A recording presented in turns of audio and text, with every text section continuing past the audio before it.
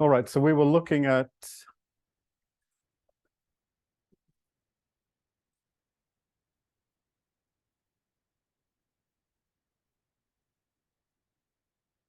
certain types of groups. In fact, well, at least some of what I talked about last time, maybe all of what I talked about last time, and some of what I'm talking about this time, you could work with pretty much any group. But we were looking at these so-called real reductive groups, so connected and reductive. Reductive is an awkward word which means something definite and simple and algebraic and intrinsic in the complex case, but in this real case, that's not really so. And so the way of describing it is always something like this, that it's a group which is closed under matrix transpose like that. Various variations on this, but anyway, that's the groups we were studying. K is just what you get from G by intersecting with ON or SON, that would be good enough. So that's a connected group also, it happens. And it's maximal and compact in G. Maximal with the property of being compact inside of G. And then we were building a new group, the so-called Cartan motion group, which is just the semi-direct product of K acting on a certain vector space P, which I forgot to define before I defined G0. So I'll do it right here. P is just the part of the Lie algebra of G, which is not in the Lie algebra of K. So it's just those elements in the Lie algebra of G,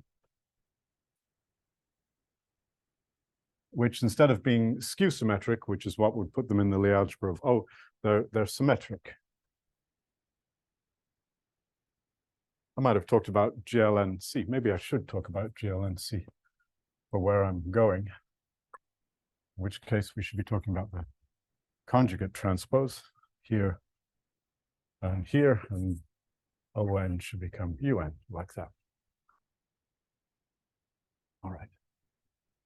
And the point about G0 is that it's a much easier group than G. Not only is it easier, but also its C-star algebra is easier, its representation theory is easier.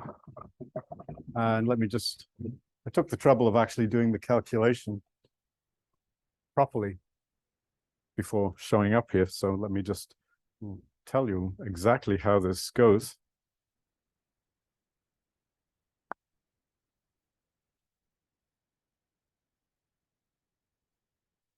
We're in the business of forming convolution algebras, and so we are interested in functions on G, maybe smooth and compactly supported. So let's define a sort of Fourier transform. I called it diamond in the notes. And the Fourier transform of a function on G is going to be a function on the vector space P times, or maybe the dual of the vector space P times the times K, like this.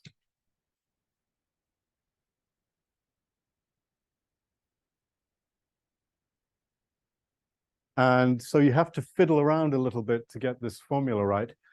So the formula is not very illuminating. It's going to be a type of Fourier transform. So we're going to integrate over P, and there's going to be some exponential factor there. And now you have to figure out exactly what is the good formula. Well, some experimentation is required, which I, just to serve you better, undertook to do. The question is, did I put it in these notes? No, damn, it's in the other notes. Oh, fuck. Right. That is all good. I think I pretty much remember, however, how it goes. So something in the semi-direct product consists of a K .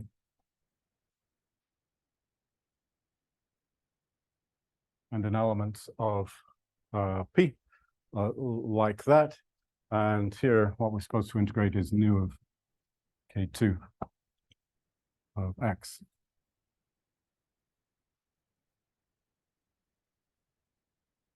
You sure that's right, or should it be? Yeah.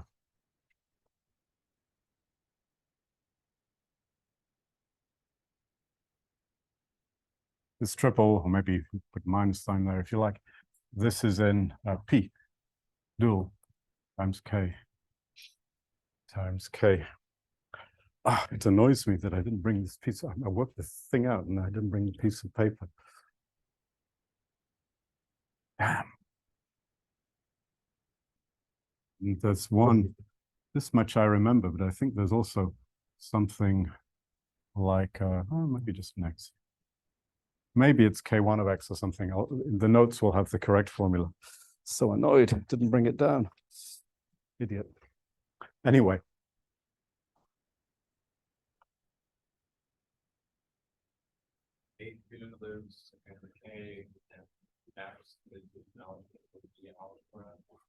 Yes, we're integrating over P, which is a subspace of the Lie algebra.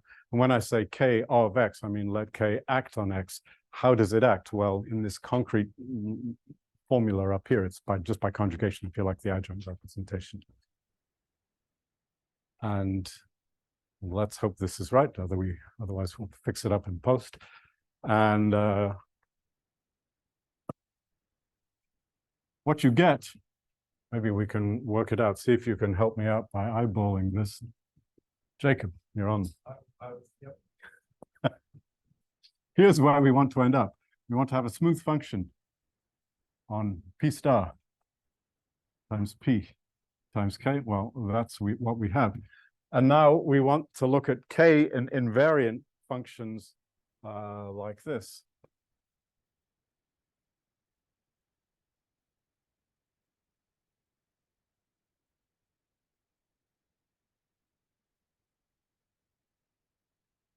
And K should be acting on by right multiplication on these two copies of K and in the obvious way on P star.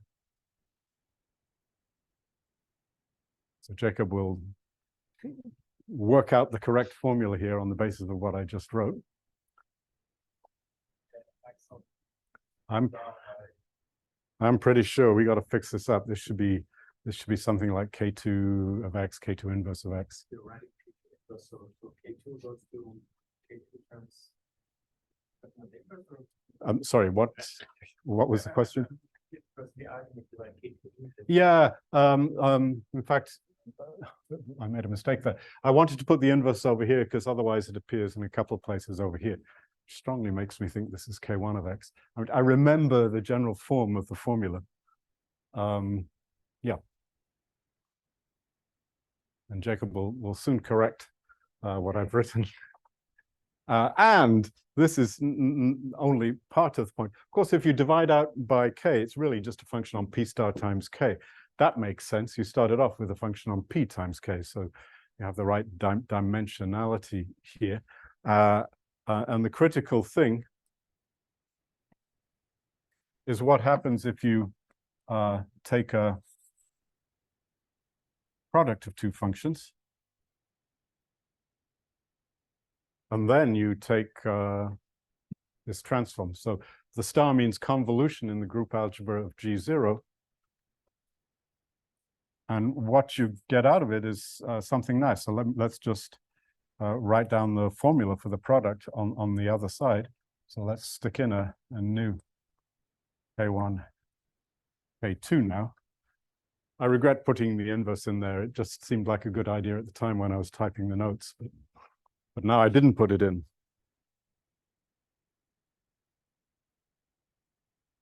So what you'd hope for is that the Fourier transform changes pointwise multiplication, convolution multiplication into pointwise multiplication. And that's exactly what happens to a certain extent.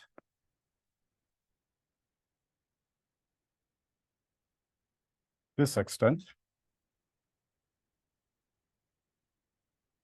Yeah.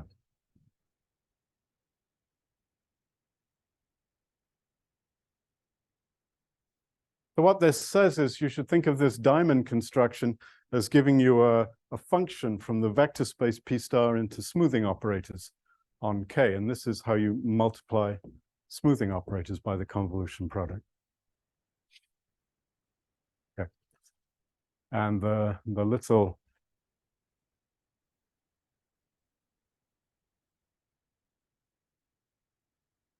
lemma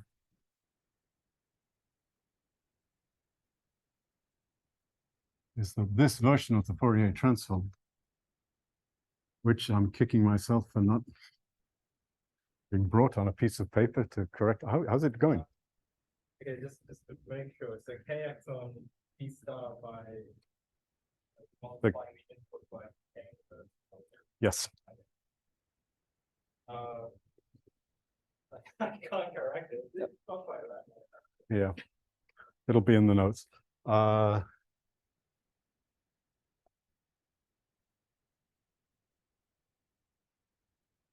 It induces an isomorphism, unitary isomorphism. At the level of Hilbert spaces, at least if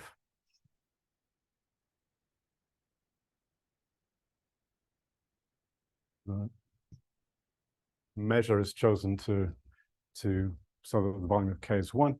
And you see, you've already built, you've already used, oh shit, where is it? Here. You've already implicitly chosen a measure on P. And to get a Haar measure on G0, you also need to choose a measure on K. But let's suppose you choose the Haar measure, which has volume 1, then there's a nice unitary isomorphism here, and a C-star algebra isomorphism.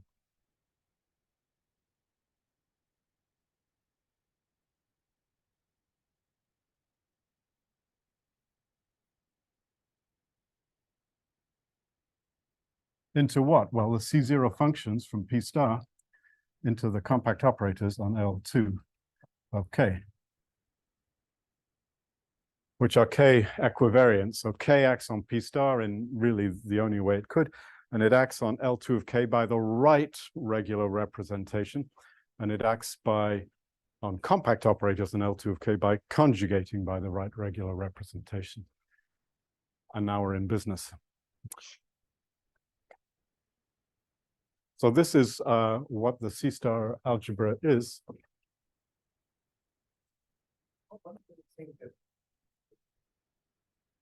If it's K invariant anyway, why don't one just set K2 equals identity? Yeah, I wanted to have this nice formula for multiplication. Yeah, the number of Ks. Yeah, it looks better that way to me. Suppose you fix a nu, and now you look at the convolution operator, or the integral operator on L2 of K, given by F diamond, so K1 and K vary. What kind of equivariance does that operator have where you've fixed a value of nu? Well, it's going to be invariant, not under some action of K, but just under some action of the part of K which fixes nu. So if you fix a value nu apart from 0, then the chances are that the resulting integral operator, a function of K1 and K in this little piece of the board that I'm pointing to, it's not going to be completely K equivariant. So it's not going to lie in the C-star algebra of K. It's not going to be describable by a single function of one variable in the group K. And so you can't completely reduce to one variable. It'll be a function of two variables, K1 and K, and it'll be right translation invariant for the subgroup K sub nu. And I think I could never make it simpler than this. I did at some point make it possibly correcter than this, but I didn't make it any simpler than this. So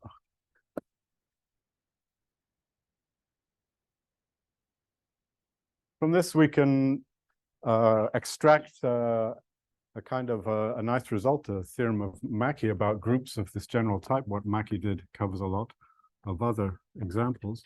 How do you get a unitary representation of G0. How might you get a unitary representation of G0? Well, that would be the same thing as a representation of this C-star algebra, non-degenerate representation of this C-star algebra. Remember, this G0 is a amenable group, so you get all of the representations just as representations of this reduced C-star algebra. It means a representation of this C-star algebra. So you need a homomorphism from this C-star algebra to the bounded operators on a Hilbert space. Well, let's take the Hilbert space to be L2 of K, and let's build a homomorphism from this C-star algebra to bounded operators on L2 of K, in fact, compact operators on L2 of K, just by evaluating at some point.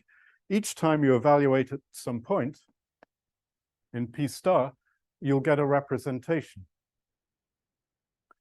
But that representation will not be irreducible. Why will it not be irreducible? Well, when you evaluate these integral kernels, these fellows, as I was just saying to Eckhart, when you evaluated a given nu, these integral kernels have the property that they are constant for right translation by the subgroup K sub nu, all of the things in K which fix nu. And that means that the representation, the right regular representation of K sub nu, the right translation representation of K sub nu on L2 of K will commute with this given representation that we get by evaluation at nu. And that's not allowed for an irreducible representation. It's supposed to just have nothing in its commutant, well, scalar multiples of the identity. That means that this representation decomposes somehow into irreducibles. Because it's a representation as compact operators, a little bit of general theory tells you that it decomposes as a discrete sum of irreducibles. And because we know what the commutant of that representation is in compact operators, namely the image of C star of K lambda as it acts on L2 of K, it's easy to figure out how to take that representation and decompose it into irreducible sub-representations. Each one occurs with some multiplicity. Okay, sorry. But the distinct ones are labeled like this by a unitary representation of K nu. In other words, if you like, a C star algebraic direct summand of the C star algebra of K nu. That's it. Except everything here is K invariant. And so if you pick a different point nu in the same K orbit, you're going to get exactly the same collection of representations. Oh, not like that. Like this. There's an obvious action of K on this space, and you're supposed to divide out by that action of K. And that's it. It's almost never the case that you can just write down what is the dual of a group, but here you can, sort of. I mean, you still need to know what are these compact groups, and that may or may not be simple to figure out in any generality. And then you need to know what are the irreducible representations of these compact groups, and that may or may not be so easy to figure out. Get to that in a moment.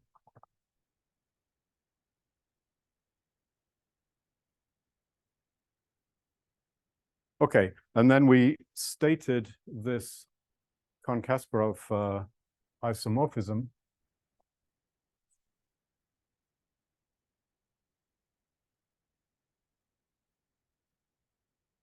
Which involves the K theory of the C star algebra of G0. Now we have a pretty good picture of what the C star algebra of G0 is. And so if you're a K theory expert, you can figure out what this thing is. So it's the K theory of that fellow. So the space P star is going to play a role here, and so is the group K. And in fact, the right thing to put here is, sorry for all the K's, K equivariant K theory.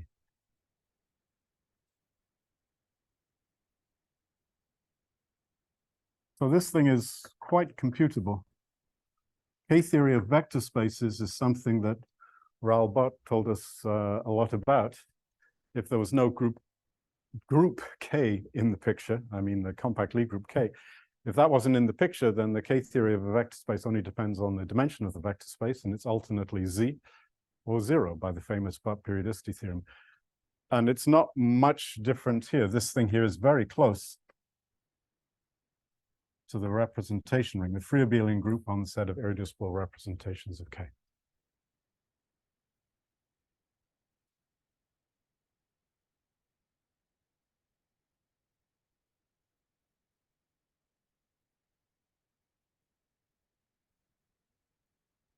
So what does close mean?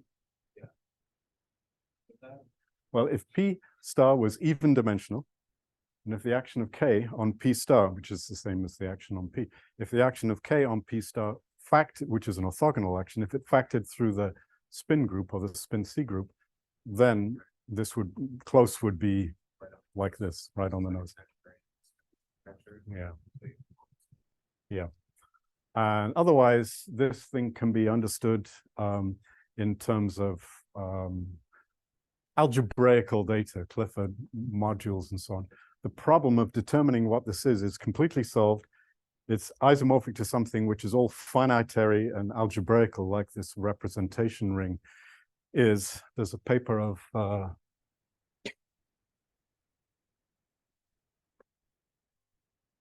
Siegfried Echterhoff and a student Planter. And they explain how to nail this down completely, kill it dead using Clifford algebras. Some cases are quite interesting. So it's in the bag. But what about this thing?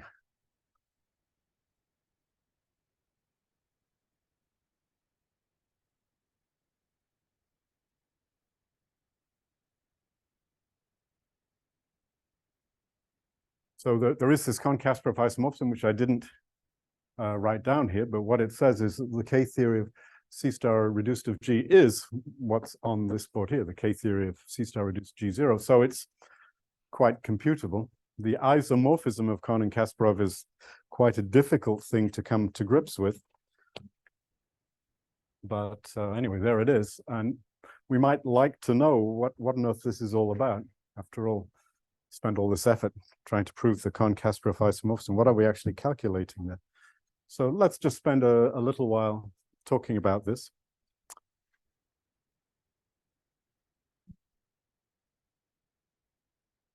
First of all,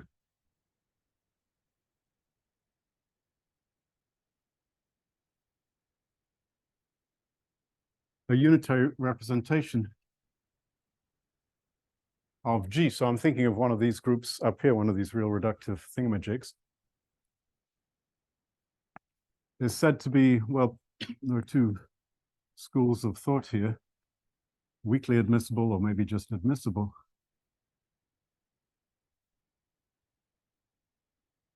If the following thing is true, if each irreducible unitary representation of K, let's give it a name, pi. Let's expand this a little bit to fit in some notation.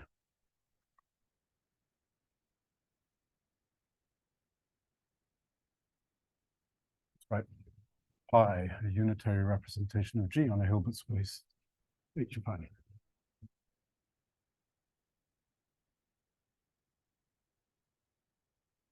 So the representation pi of G, of course, you can restrict to a representation of K. And when you do that, you'll get a representation of K. And it's a fact that any representation of K, because K is compact, is a direct sum.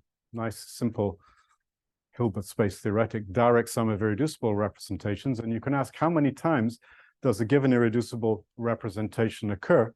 And the answer doesn't depend on how you did the decomposing.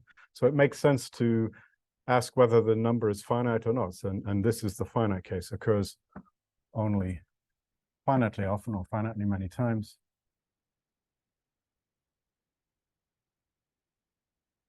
And restriction pi to K like that. You could get a representation of K by starting off with an irreducible representation sigma, and then just taking sigma plus sigma plus sigma plus sigma plus sig di da di da di da. And that thing is never allowed to appear in an admissible representation. Okay. And back in the early days, Harishchandra proved a result which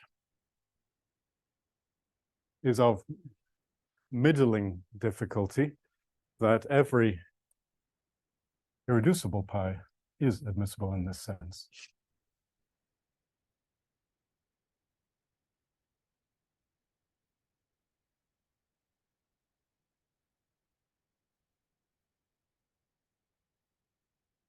And on the basis of that, it's quite easy to see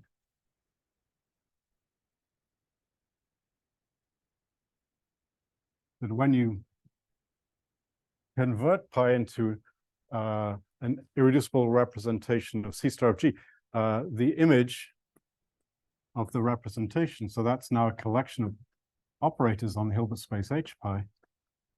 The operators you get are precisely the compact operators. So the second line is much easier than the first line.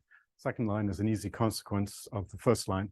And the first line is, yeah, not so terribly simple.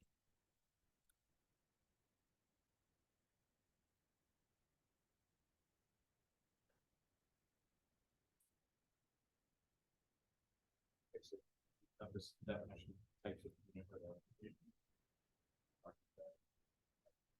one has property and the representation on the algebra, the image is exactly the compact operator. Yes. So is the content of the second one that you get exactly the compact operators, or that it's contained? The content is contained, and the fact that you get all of them is kind of elementary. Assuming you have containment, you definitely have to get all. That's a consequence of irreducibility. Okay. So this is what we're defining here.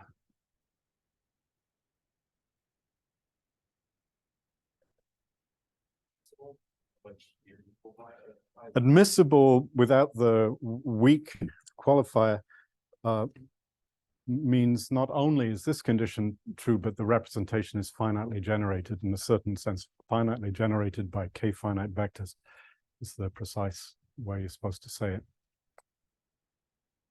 And yeah, the category of such admissible representations is a very beautiful category with lots of important finiteness properties that Harishchandra and others eventually established. It's yeah, this big algebraic story, which we're not going to talk about.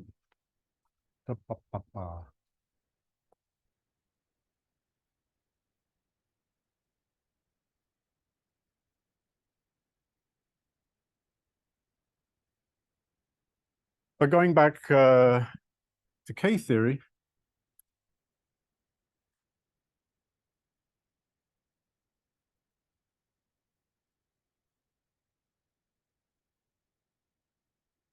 each time you have a irreducible representation,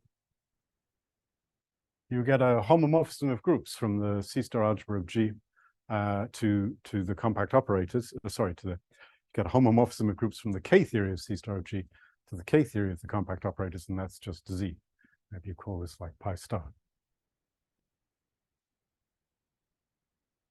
And if the representation is not just in the unitary dual, but in the tempered dual, in the reduced dual, then you can put an R to talk about the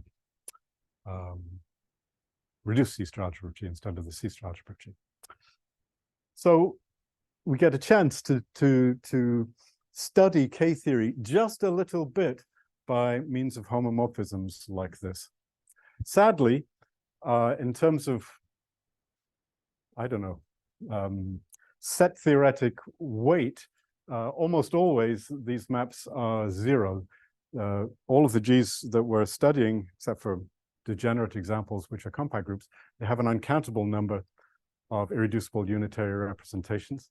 And for all but a countable collection of representations, this map is actually zero. So that's too bad. Nevertheless, it's not always zero. I think I'll skip.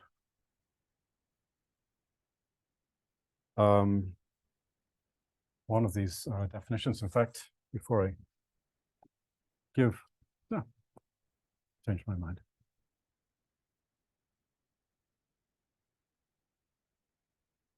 So an irreducible unitary representation of pi g is said to be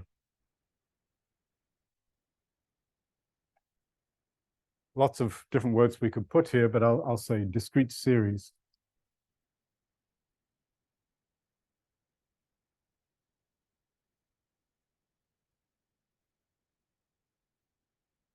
If two things are satisfied, first of all, this representation is a representation of the reduced C-star algebra. It's a representation in the reduced dual of G. And the second thing is that if you look at the single point consisting of pi, or strictly speaking, the equivalence class of pi, this thing here is an open and closed subset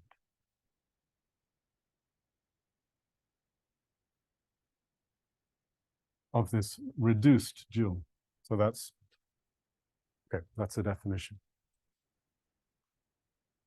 If you have a compact group, then the topology on the reduced dual, first of all, the compact group is amenable, so the reduced dual and the full unitary dual are the same. And the topology on the dual, which is a countable set, is just the discrete topology. So every irreducible representation is a discrete series representation.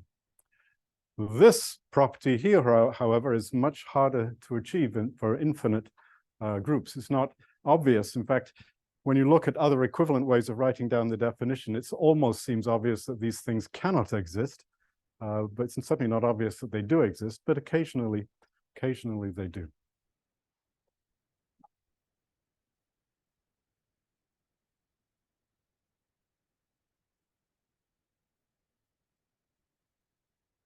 It's a fact that for our G, these representations are the same thing as the irreducible square integrable representations, if you happen to know what they are.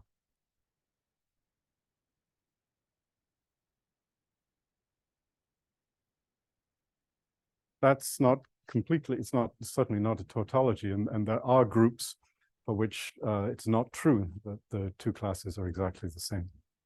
But if you have one of these, then you're in business. One of these representations, that is. Vis-a-vis K theory.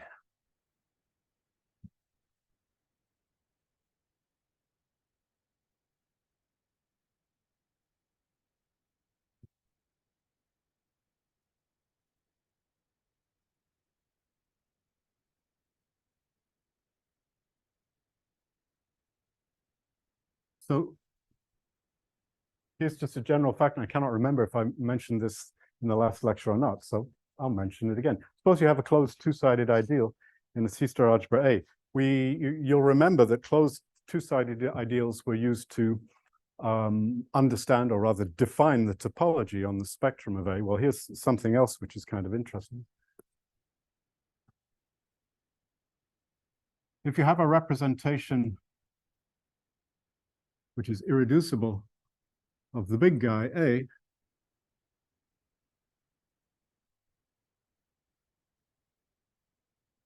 and if it has the property that it doesn't restrict to the identically zero representation on J. Remember, the representations where you do get an identically zero restriction are those in this closed set associated to J. So this condition is defining an open subset of the spectrum of pi, and the condition on the conclusion of this lemma is that pi restricted to J is irreducible. This is one of the things that your C-star algebra professor teaches you, ought to teach you. And so what happens is you have an irreducible representation of A, let's say, and now there's a dichotomy. When you restrict it to J, you may get just the zero representation. If that happens, then really the representation of A is a representation of the quotient A mod J. It passes to a representation of A mod J. If that doesn't happen, then it's really a representation of J, because this is a little easier. Every irreducible representation of J, and irreducible means it's not allowed to be zero, remember, extends uniquely to an irreducible representation.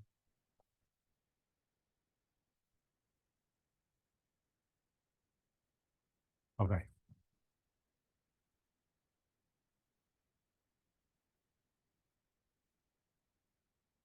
So the representations of A break up in this nice way into a certain collection of representations. They form an open subset, which is the dual of J, and then a certain other collection of representations, which is a closed subset, which is a dual of A mod J. Okay, so that's not quite right for non-C-star algebras, but it's right here. All right, so now back to, that was just a little C-star background.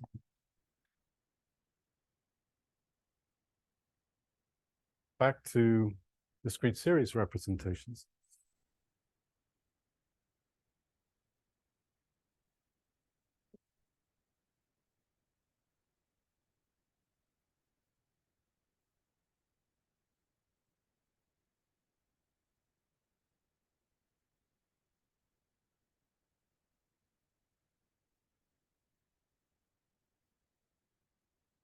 What happens at the level of K-theory is, first of all, at the level of C-star algebras is this: the whole C-star algebra of G contains within it, well, the kernel of the representation of pi, of course, that's an ideal.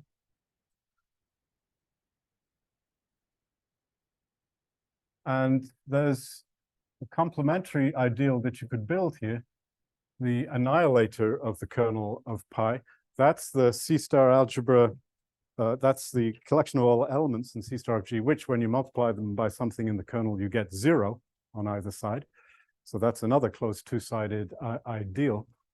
And if you happen to have an ideal which corresponds to an open and closed subset of your space, then these two ideals are actually complementary in this sense. There's nothing else in them. This is an ideal.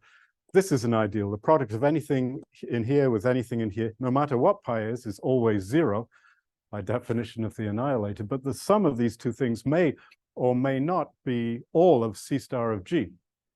It will be C-star of G if corresponding to this decomposition corresponding to this direct sum of ideals, you have a decomposition of the tempered dual into two complementary open and closed subsets, which you will have in this situation here.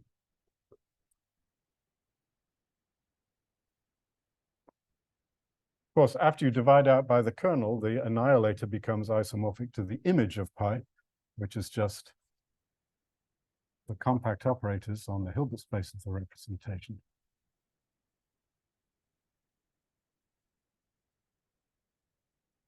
So if you have a discrete series, it appears in this sense discretely inside of the C-star algebra. You can split off a summand, which is exactly the representation in some sense. It's the compact operators, isomorphic to the compact operators on the representation. And so the K-theory of C-star of G breaks up into two bits.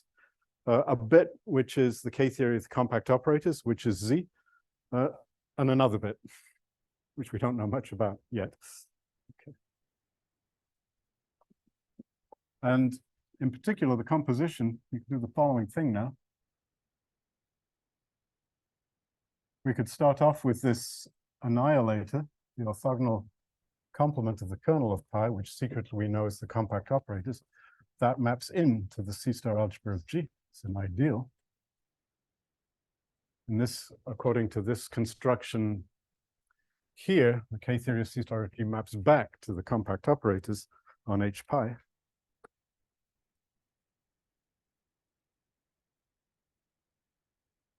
This composition here.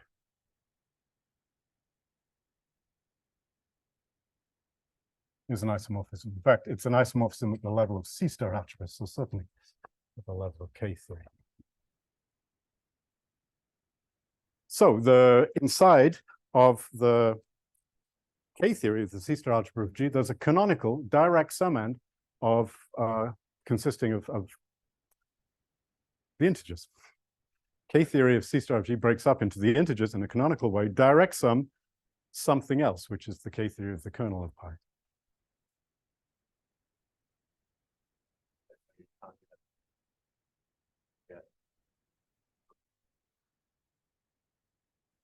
Yeah, what I mean, a group, it's a fact that if G has a discrete series representation, I guess this applies to everything except the trivial group, or finite groups. If it has one discrete series representation, then it happens to have a whole bunch. It just happens to be the case, an infinite number. So you'll be able to do this an infinite number of times, and you'll get a whole bunch of infinite copies of Z embedded inside of the K theory of C-star of G. That is to say, these infinite number of generators will be linearly independent inside of the K theory of the C-star reduced algebra of G. So they'll generate many, many copies of the integers inside the K theory.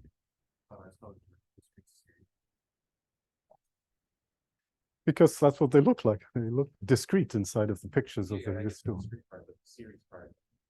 Oh yeah, because because they're built according to some. It's possible to build these fellows according to some uniform construction.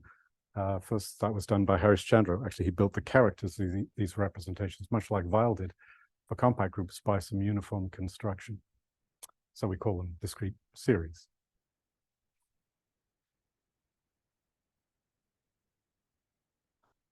Okay, lots of other ways of describing what these representations are, but this gets to the K-theoretic point quite quickly.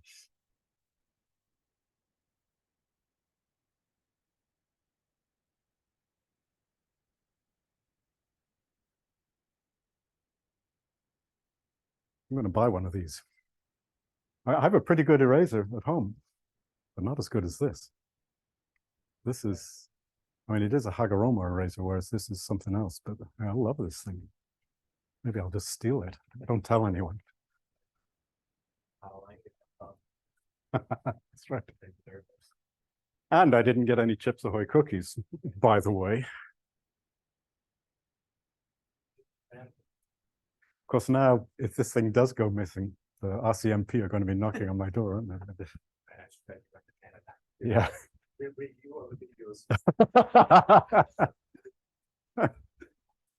Yeah.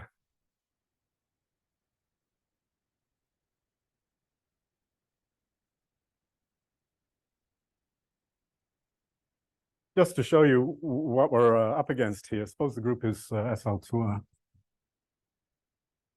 Here's what the tempered dual, the reduced dual, looks like. There's a copy of the integers like this. So these dots are labeled by the integers. This picture, it's hard to draw properly in one blackboard. You need, as I was explaining on Saturday, you need two blackboards which are parallel to one another. There's an even part of this picture consisting of the even integers, which should be on one of the blackboards. An offset should be the odd part of the picture consisting of the odd integers. So you have to imagine that while I'm drawing it. Anyway, so these three in the middle. The dots that I'm shading, they go on and on forever, are discrete series representations. And then there are three others, and it's a little weird what happens. There are two copies here of the interval from 0 to infinity. There's an even copy, which should be on this even part of the spectrum, and then an odd copy of a line on the odd copy. And these guys, yeah, they're sort of open at this end, like this. And the way the spectrum works is kind of interesting. As you march down first of all, the topology in the spectrum of this half line is the usual topology on the half line. And these two lines are separated. So if you remove all of these dots, what you're looking at is just the disjoint union of two open half lines. If you throw in the dots, then what happens is that as you go down the even so-called continuous series, what you converge to is the even dot. Here's 0. But if you go down the odd series, you converge to 1 and -1. So it's a little bit non-Hausdorff. Okay, so this is the even principal or continuous series. It's the odd continuous series. And inside of the K-theory, you get a copy of Z for each of these dots. And then for the even, so what happens, I should say, first of all, at the level of the C-star algebra is that the C-star algebra is the direct sum of all of these compact operator algebras. That's not completely a consequence of what's written there, but it is the C0 direct sum. Direct sum, a component C-star algebra for the even series. Direct sum, a component C-star algebra for the odd series. So the entire C-star algebra is a huge direct sum, mostly of pieces that we've come to terms with, just copies of the compact operators. And then there are two, you might say exotic terms, but actually they're much easier to understand. There are two other terms, one of which corresponds to the even continuous series and one to the odd continuous series. And when you look at K-theory, what happens is that if you evaluate anywhere on these even or odd continuous series, as we were doing up here, you actually get 0. Except if you evaluate at the end of the odd series, where you can either evaluate at -1 or 1, and then you don't get 0. You get a map which is an isomorphism from that K-theory of that component C-star algebra to Z, the K-theory of the compact operators. So the K-theory of C-star of G, and in the odd case, you get 0 everywhere. And the K-theory of the odd continuous series component is entirely 0. And the K-theory of the even, did I say, I think I meant to say even continuous series component. I cannot remember what I did say. As for the K-theory of the odd principal series component, continuous series component, it's isomorphic to Z by evaluation, in the sense that it's still up there on the top right board at either 1 or -1. You get the same isomorphism there up to sign. So the K-theory looks like Z plus Z plus Z plus Z plus Z plus Z plus Z, etc. And one of the Z's is kind of exceptional because it's attributable to this odd continuous series, but all of the others kind of are indeed, not kind of are, but are encompassed in this construction here. But if you look at this sort of decomposition, Mm-hmm. anything some different with this discrete series representation? Does that like decompose the kernel I? Yes. Yeah, it's not difficult to prove that if you choose a second discrete series representation, then the annihilator for it lies as a subideal of the kernel of the first fellow. And indeed, the kernel of the first fellow breaks up as a direct sum of compact operators for one, compact operators for the other, and then the mutual kernel for both of them, the intersection of the kernels for pi1 and pi2. Okay, and that's true for any finite number, and it's actually true for an infinite number, but there's a little bit of math involved to see that that's really correct. Quite a bit of math involved to see that you can, if you have an infinite number of discrete series, you'll get an infinite direct sum of copies of the compacts plus a mutual kernel. The fact that it's just a simple direct sum is not trivial. That's a famous theorem of Harish-Chandra. So do these continuous series pop up in that sort of mutual kernel? Yeah, exactly. The mutual kernel, in the case of SL2R, of all of the discrete series, is a direct sum of two other ideals, and one of them is some C-star algebra connected to or related to the even principal continuous series, and the other one is for the odd series. And I'm not going to go yet further into those details, although we'll get there in a moment. So somehow like understanding the discrete series together with their big kernel. Mm-hmm. You know, good speaking today. Then you know the producing kernel. Yeah. Yeah, there's a mechanism for constructing these even series. This is always true. This, what I'm about to say, is not a terribly difficult statement. There's a mechanism for constructing these even series, which involves discrete series representations of a smaller group in this case, the diagonal subgroup, actually, in this case, the diagonal subgroup consisting of the matrices plus or minus the identity. So in some sense, everything is attributable to discrete series, but not only the discrete series of G, but the discrete series of various diagonal subgroups of G. Let's say you were talking about, to get an interesting example, you'd have to look at something like, I don't know, SO41 or something like that. Then there's a different series to deal with, or SP4R is a good example to work out. I didn't say SLN because when you get to SLN, there are no discrete series as it happens. Just the way it works. So there's SL and there are no. When n is more than 2, there are no discrete series. So it's, For example, so SL is like, so then, well, I mean, SL3, no, SL3 is easy to deal with. It just happens there are no discrete series. SL3 has some pleasant features. For example, the dual is completely Hausdorff, so there's none of this weird rubbish going on here. And you can write down without too much difficulty what the dual of SL3 is. Let me just mention one other example here, since I want to, in a moment, switch to complex groups. If G is SL2C, this is another example where there are no discrete series. And what the dual looks like is this. Here's a line, a full real line. Here's another full real line. Here's another full real line. Let's have the lines going on to infinity in that direction. And at the bottom, you have a half real line like that.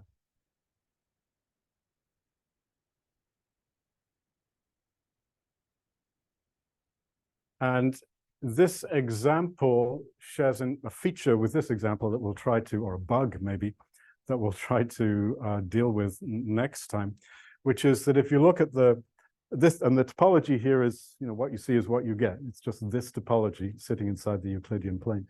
And this part of the dual, this piece at the bottom, this is the so-called spherical dual. It corresponds to this even fellow over here. It doesn't have any K-theory at all. It looks like the C0 functions on a half-open interval, and that has 0 K-theory, just like this one does, the even series where you just converge to one point. That's like a half-open interval. So K-theory fails to notice parts of the dual of G. In fact, it always fails to notice somehow the most important part of the representation theory of G, which is this so-called spherical series, the one at the bottom. So that's an annoyance that we'll discuss more on Thursday. Okay, here are just a couple of pictures.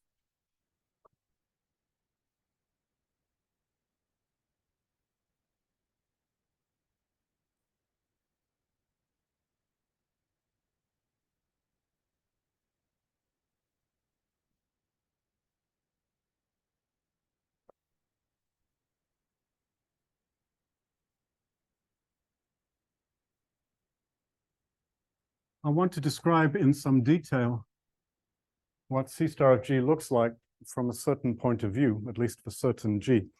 And for that purpose, I'd like to say just a little bit about what the dual of a compact group looks like. Because, I mean, we know from Kohn-Kasparov that I'm trying to find a smoking gun on the board. It's not there anymore. The Kohn-Kasparov isomorphism says that the K-theory of C star of G0 is the same thing as the K-theory of C star of G, C star reduced of G. And if you look at what is the unitary dual of G0, it's all about representations of compact groups, well, compact subgroups of G, these K-news. So if you really want to come to grips, even with the simplified version of C star of G, which is C star of G0, you ought to know something about compact groups. Fine, so I'm going to tell you a little something about compact groups now.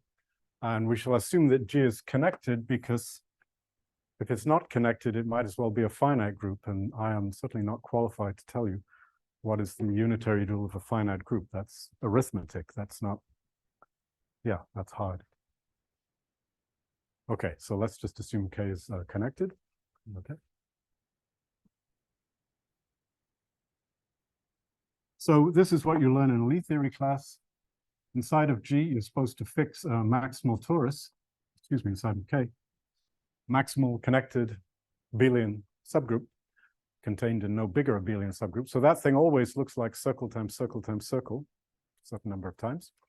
And that's a maximal torus. And if sigma is in K, you can just restrict it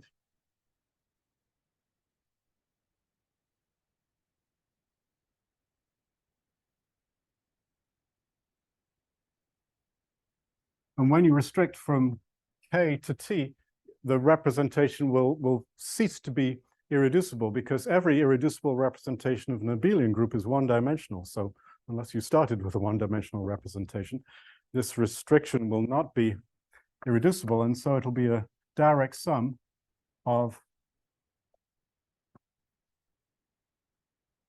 what are called global weights. Irreducible one-dimensional representation, well, necessarily irreducible one-dimensional representations of T. Okay, and the collection you get always looks kind of cute. So here's a picture.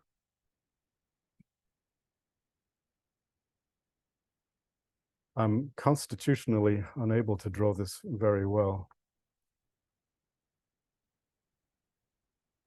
Those are supposed to be three lines in the plane meeting at 60-degree angles. It's actually much better than my typical effort. Okay.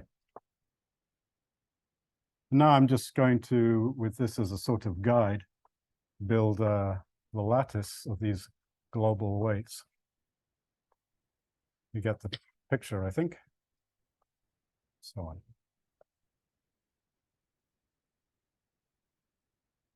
The more I draw, the less convincing this picture will be. So this is a picture of T hat. Let's say in this particular case of SU3.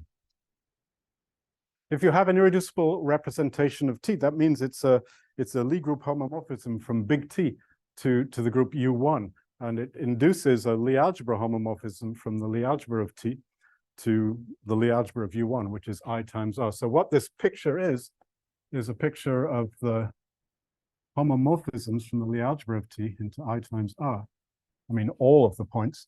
And inside of all of these points are the integral ones, which exponentiate to Lie group homomorphisms.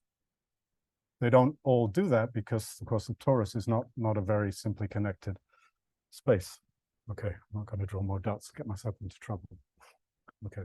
Now, suppose you have an irreducible representation, then you'll get for yourself a collection of weights. Maybe this one is in the collection. If you look at this group, the normalizer in K of T divided by T, the so-called Weil group, that's effectively a subgroup of K. So it acts by conjugation on the set of weights. And so when each time you have a dot, you'll have the image of these dots under this conjugation action. And the three lines represent how the action is supposed to work. You're acting by reflection of these lines. What the fuck is this? Okay, let's now simplify the diagram so I can not confuse myself with the dots anymore. We'll keep those ones. If you have a dot, maybe here, then its reflection across the line will also be a legitimate dot. And then the reflection across this line will also be a legitimate dot, and so will the reflection across this line, and now you can reflect back, and there'll be two more here and here. And suppose you take the convex hull of the set of weights, you'll get a picture somewhat like this.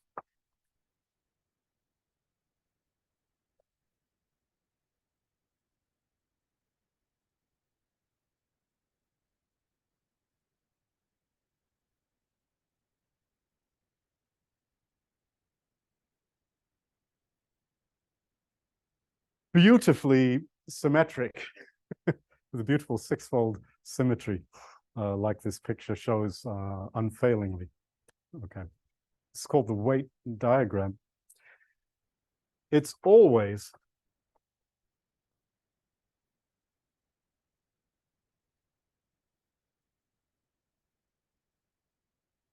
the hull of, as you see in this picture, of a single orbit. All of the extreme points in this picture are obtained just by moving around one weight inside of this vector space, 1 point in this vector space. You never get a more complicated shape in this particular case. For example, with, I don't know, 12 extreme points, not allowed, never happens. You always get a picture like that. And not only that, once you know the picture, you know the representation.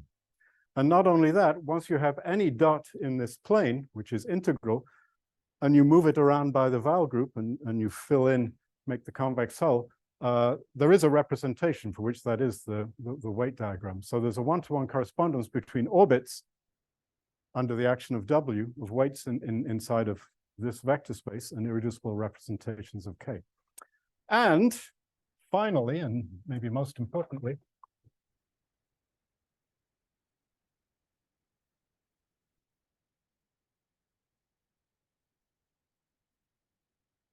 so just to summarize, pi determines this weight diagram, by which here I'm just meaning this convex hull, and that determines the W orbit. And all of the weight diagrams you get are indeed the convex hulls of a single extreme point, like you see, of the orbit of a single extreme point, like you see here. So there are as many representations as there are orbits under the vowel group of characters of T, integral weights of T. That's the theory of Catin and Weil and others. I guess we were calling these guys sigma. And the only reason that I'm telling you all of this is that I want to be able to tell you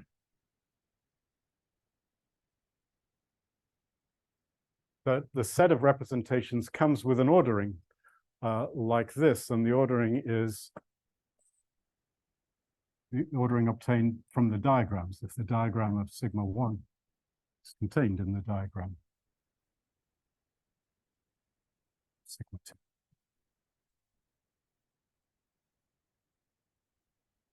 That's a partial order, and for example, in this SU3 case, there's a unique fellow at the bottom, which is just this origin here, which corresponds to the trivial representation of G. So the trivial representation is a unique minimum representation for this order, and then there's a whole bunch of others. Then it becomes a partial order as you go out.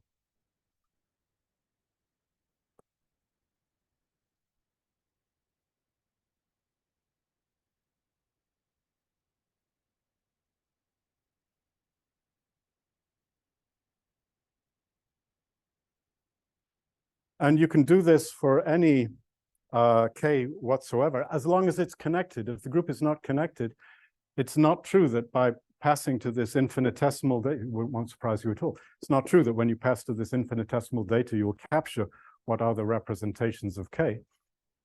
That would be very surprising if it was the case. I should say that the Ks which do arise, which are not connected in this game, are not terrible Ks. You never find a K whose component group is SL7 of the finite field with 11 elements or some rubbish like that. What you find are Ks whose component groups are just Z mod 2 times Z mod 2 times Z mod 2, so it's not that bad. Still, keeping track of all the Z mod 2s is a chore. Now, back to C-star algebras. Here's a little lemma.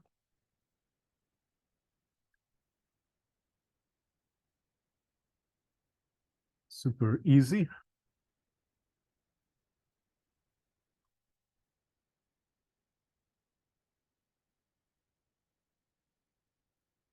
And it's about projections, not in the C-star algebra of G, but in the multiplier algebra of the C-star algebra of G.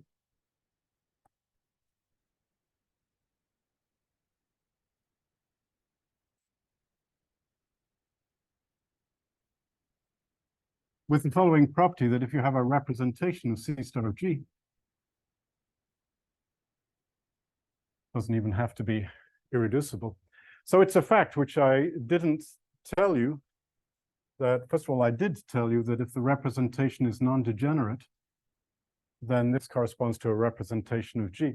What I didn't tell you until now is that if you have a non-degenerate representation, it canonically extends to this multiplier algebra, uniquely extends to the multiplier algebra. So we can form pi of E sigma, and this is the orthogonal projection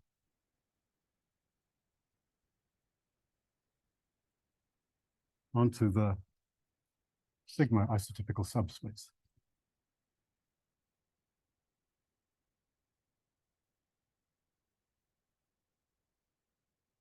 So as I said before, sigma, or rather h pi, breaks up into a direct sum of irreducible representations of K. And if you gather together all of the summands which are isomorphic to sigma, then you get a subspace of h pi, which doesn't depend on how you did the original decomposing. That's the isotypical subspace. And there's an orthogonal projection onto it, which you can write down a formula for using the Frobenius-Schur orthogonality theory, which I won't tell you about because it's not relevant. So there is this projection. So for example, there's always a canonical projection onto the K-fixed vectors. You may say, wait a moment, you were talking about David Kashdan on the train and how big a deal it was that he built a projection. Yeah, it was a big deal, but he built a projection not in the multiplier algebra, but in C star of G itself. That's an altogether different game. Building this projection is a piece of cake. Some convolutional operator. Okay, so now let's define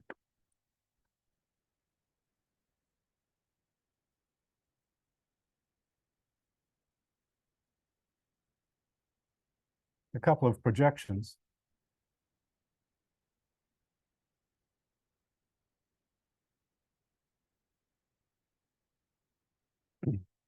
Namely, just the sum of these E sigma 1s, where sigma 1 is less than or equal to sigma, for this ordering that I'm talking about over here. Here's a smaller representation, for example.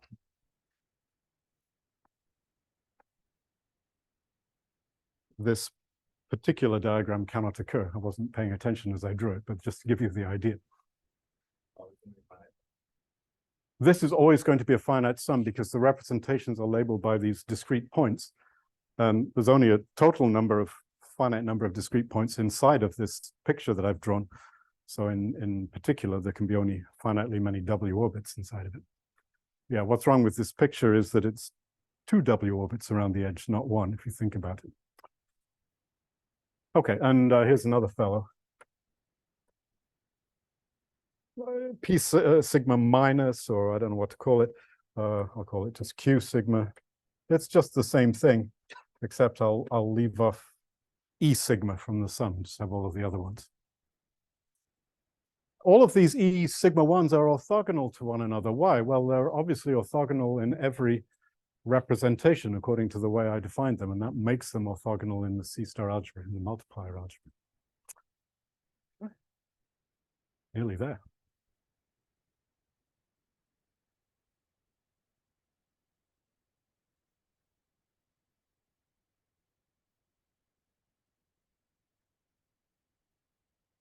Did I? Okay.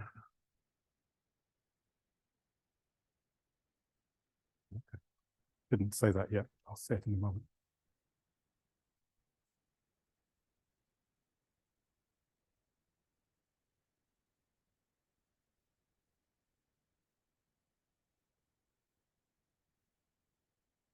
Let's go back to the continuous field, which is built from a deformation to the normal cone, which is allegedly what this class is about. So finally, we're getting back on track here.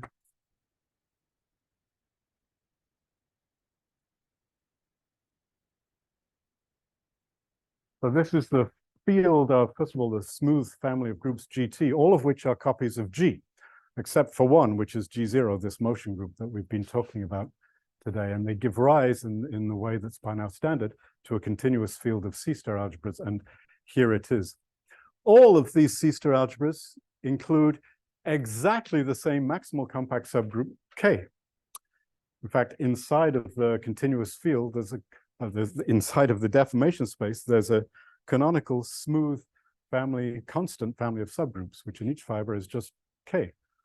K doesn't get stretched or deformed or at all throughout this DNC. It's only the directions normal to K that get changed. So we have K, K, K, K, K, K, K, all the way in all of the fibers of the deformation space. We have k all the way inside of the multiplier algebra of C star of G. We have these projections all the way, and they have the property that they're continuous in the following sense. They multiply continuous sections of this continuous field into itself. I should have added that to that theorem, but I was, wasn't looking before I crossed the road, and so I forgot to do it. But these E sigmas and the P sigmas are compatible with the continuous field if you form them in every fiber of this continuous field, in the sense that pointwise multiplication by E sigma sends continuous sections to continuous sections.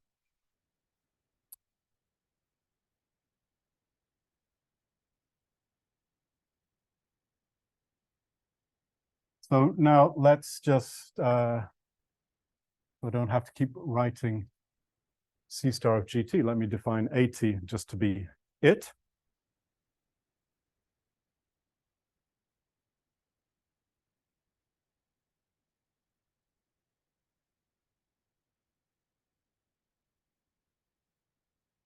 And now let this be the ideal generated maybe by the big one. P, I should need to get a sigma into the notation somehow. JT sigma like that, P sigma.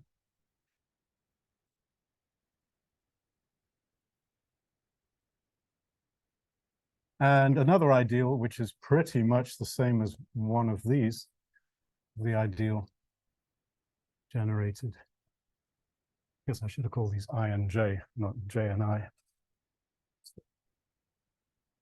Obey standard lexicographic ordering.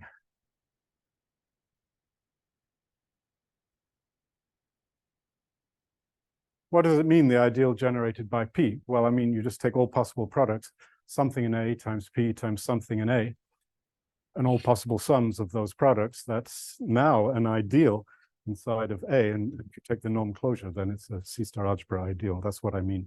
Same thing for, in both cases, I and J.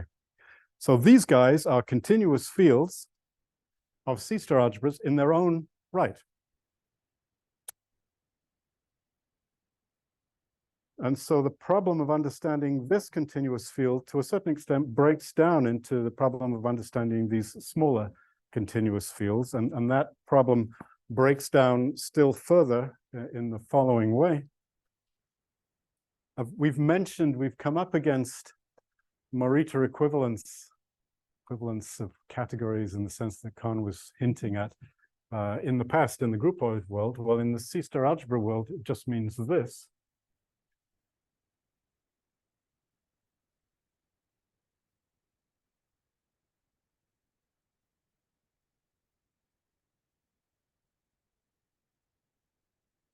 If you have a couple of C star algebras, A and B,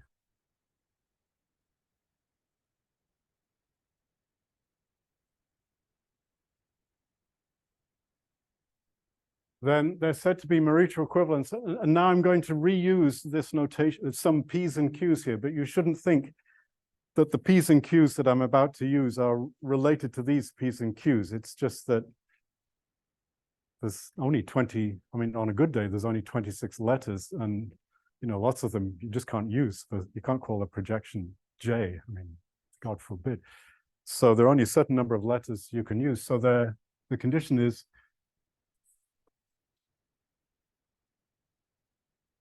there should be a third C star algebra. There are many ways of stating this, but this is just the shortest way to write it down. There is this, and there are projections.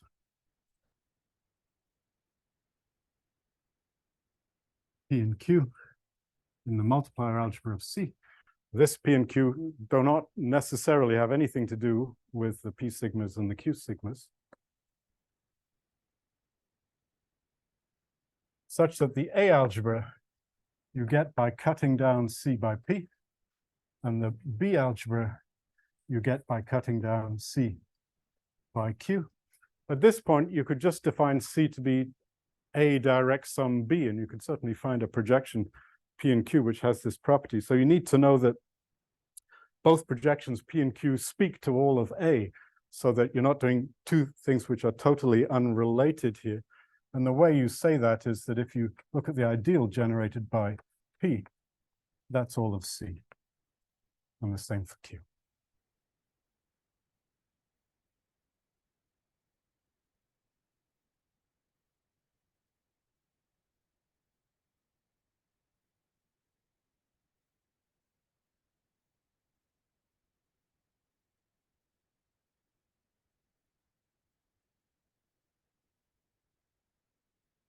So each time you have a projection inside the multiplier algebra of any C-star algebra C, you could look at the corner, as they say, associated to C, PCP.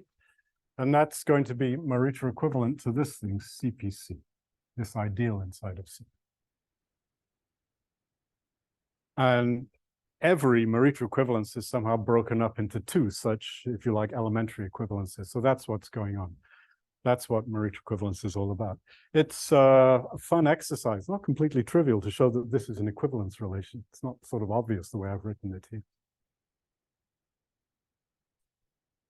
So for example, inside of the 2x2 matrices, there is, over any C-star algebra, there's a projection 1, 0, 0, 0. That's your P.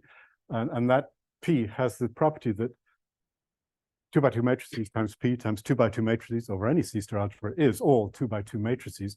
And so you see that the 1x1 matrices are Morita equivalent to the 2x2 matrices, and so on. And that's basically, that's all that's going on. There are no examples which are substantially more difficult than that. This is an equivalence relation, which is basically just saying that the 3x3 matrices are Morita equivalent to the 7x7 matrices over any C-star algebra. It's not very fancy. It's not very complicated. There's an art to building the C's in situations where you suspect there might be a C. That's an interesting art, but the end result is usually something pretty simple from a purely C-star algebraic point of view. All right, so we're in position to say something sort of intelligent, finally.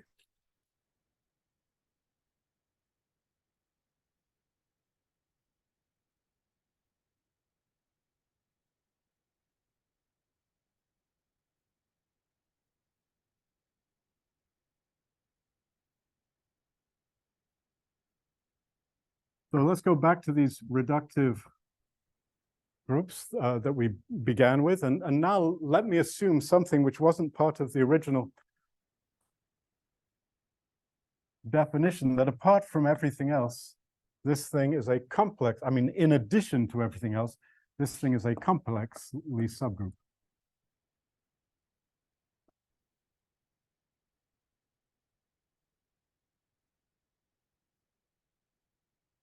And a connected reductive group in the sense that we were just discussing before.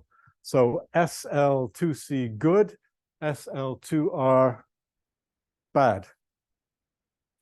That's okay.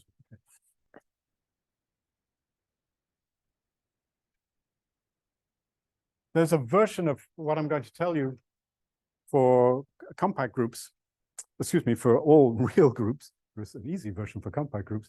There's a version for all real groups, but that it's harder to, and it's basically the same, but there are details that make it a little harder to express what's going on. Whereas for complex groups, the whole story is ready to be told. We have all of the preliminaries here and a fraction of time to actually state them.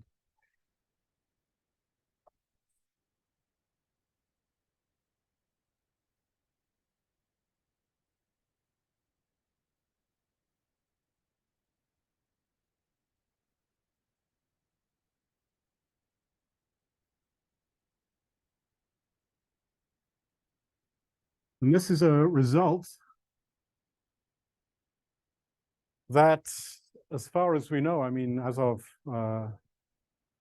November or whatever it is, 2023, there's only one way to prove this that we're aware of, which is to do representation theory and just bash this thing over the head.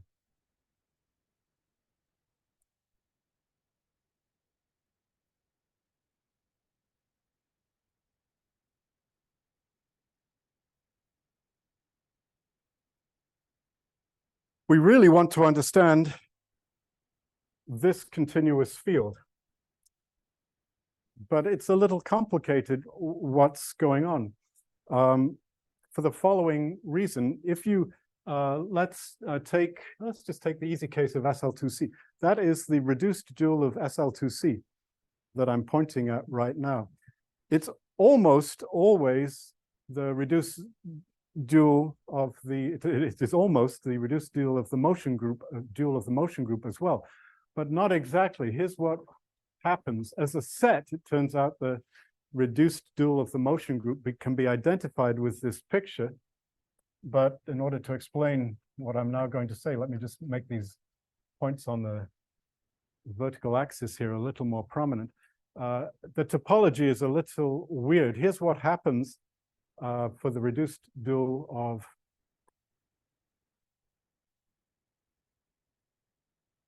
this would be SU2 acting on R3. If you think about it, the P space for SL2C is three-dimensional. And this is the standard. I mean, there's only one. This is the representation of SU2 on a three-dimensional space. Well, only one irreducible one. Yeah, here's what the topology is. As you march, each line more or less has the topology that you see. And so if you remove the big dots, just like I was saying for SL2C, the topology of this picture is the topology you see on the blackboard. So without the dots, the topology of the reduced dual of G0, which is also the topology of the reduced dual of G, is just the blackboard topology.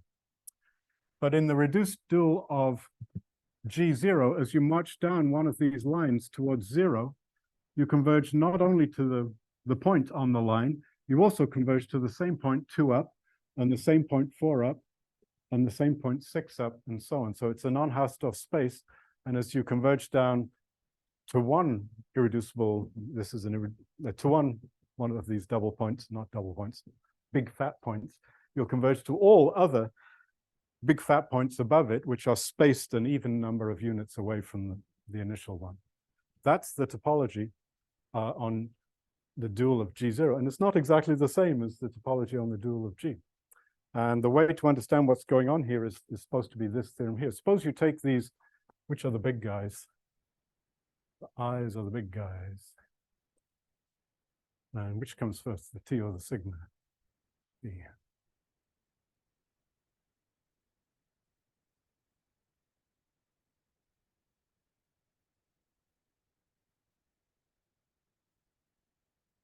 suppose you look at IT divided by JT. Now, what is the dual of IT divided by JT? Why should we care about this? Well, the dual of IT divided by JT is a certain closed subset of the dual of IT. The dual of a quotient is, by definition of the topology, a closed subset of the dual of the big algebra. So the dual of I mod J is a closed subset of the dual of I. On the other hand, I is an ideal inside of A. So the dual of I is an open subset of the dual of A. And therefore, the dual of I mod J is a relatively open or relatively closed subset of the dual of A. It's the intersection of an open subset in the dual of A with a closed subset in the dual of A. So it's a part of the dual of A, neither open nor closed, but not too bad, a so-called locally closed subset. That's what we're talking about. We're talking about a C-star algebra whose representations correspond to certain irreducible representations correspond to certain irreducible representations of G. First of A and then of G, because A is the reduced C-star algebra. Which representations are we talking about? We're talking about those representations which vanish on J. And that means, by definition of J, that if you look inside of those representations for the E sigma prime isotypical subspaces where sigma prime is less than sigma, then they don't exist. So these are the representations of G which don't have any isotypical subspaces smaller than the sigma isotypical subspace. And the sigma isotypical subspace has to be non-zero because the zero representation is not counted as an irreducible representation. So the representations of this thing are the representations of G, which have sigma as its so-called minimal K-type, the smallest possible K-isotypical, non-zero K-isotypical subspace is the one indicated by sigma. I should say minimal, not smallest.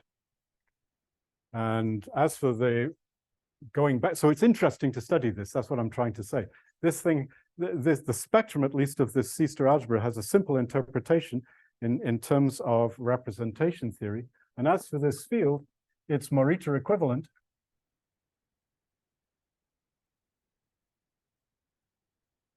What's a Morita equivalence of a continuous field? Well, here's what a Morita equivalence is, and you just put T's everywhere. There should be a continuous field of C-star algebras. And in a P and a Q, which multiply continuous sections to continuous sections, you do the obvious thing. Morita equivalent to a constant. And commutative. A constant field of commutative C-star algebra, maybe a constant field with commutative fiber. I'm not saying the K theory is constant, I'm saying it's constant.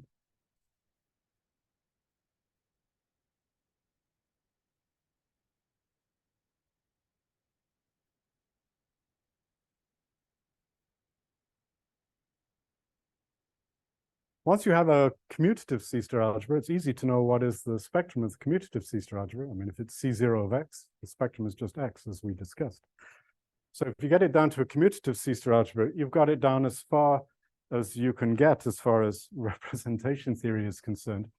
And inside of, as for the representation theory of I mod J, there's nothing to it except whatever this commutative space is, right? There are no weird multiplicity problems that you have to worry about, no non-Hausdorff, nothing that you have to worry about. This part of the spectrum, which is the representations which have sigma as a minimal K-type, they have the K-type sigma and no smaller K-type. This part of the representation theory is just like the representations of a commutative C-star algebra. It is the representations of a commutative C-star algebra, namely the commutative C-star algebra that this thing is Morita equivalent to. There's one other little fact also from representation theory.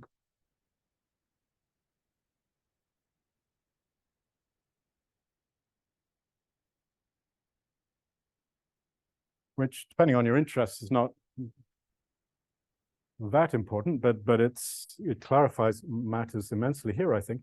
Each pi, which is a tempered irreducible representation of G, or for that matter, any irreducible representation of G, has a unique minimal K-type.